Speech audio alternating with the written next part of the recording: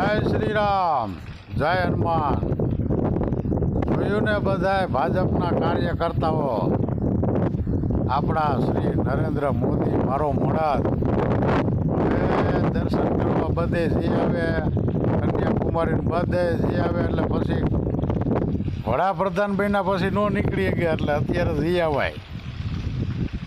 હા, અને આપણો વારો કઈ આવશે એ વડાપ્રધાન બની જાય ને પછી આપણે બધાને જવાનું. હા, જાત્રા કરવા જાયું, ગંગામાં ડૂબકી મારશું. હા, જય શ્રી રામ, જય હનુમાન. ઉપાધિ કરતા ને હો ભાજપના કાર્યકર્તાઓ. વડાપ્રધાન નરેન્દ્ર મોદી જ બનશે. ગુજરાતમાં બહુમતી ભાજપની જઈ છે અને રાજકોટમાં રૂપાલા જ જીતશે. જય શ્રી રામ, જય હનુમાન, જય સિયારામ.